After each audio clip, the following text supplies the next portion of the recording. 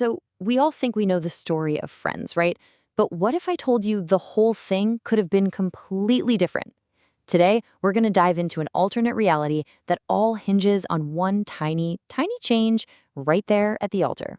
Okay, just picture it. Ross Geller, standing at his wedding to Emily. The church is dead silent. Everyone's holding their breath. He gets to the most important part of his vows. But in this reality, there's no slip-up, no awkward pause, no drama. So what happens then? And that's it. He just says her name. Correctly. The wedding goes off without a hitch. It's perfect. No gasps, no stunned faces, just two people getting married exactly as planned. And boom, just like that, with one single correct word, the entire emotional core of the show we love just vanishes. It sounds so simple, doesn't it? But this one little change completely rewrites the entire story we all thought we knew. So to really understand what's lost in this perfect timeline, we've got to go back and look at the mistake itself. Because it wasn't just a funny line, you know? It was the moment the emotional heart of the series just cracked wide open for everyone to see. Yeah, that moment was way more than a flub line. It was like a crack in reality, a total Freudian slip that blasted a truth out into the open.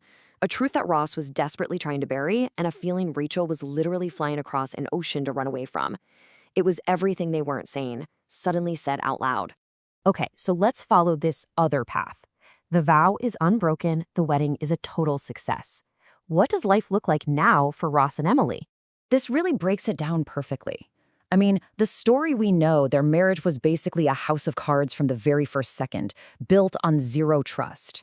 But in our alternate timeline, they actually start on a stable foundation. There's no big fight, no ultimatum about Rachel. They just, begin their life.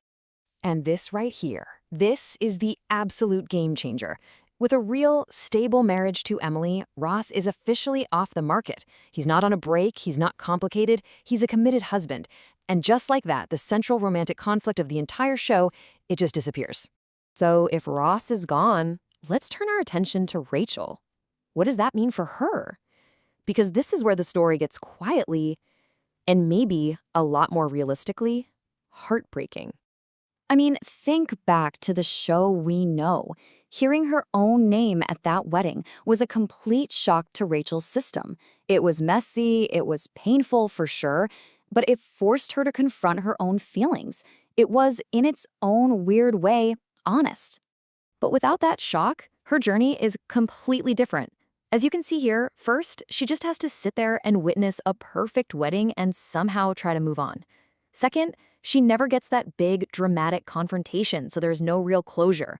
And finally, her feelings for Ross, they don't just vanish, they just linger, unresolved, right under the surface. And that's really the quiet tragedy for Rachel in this alternate world.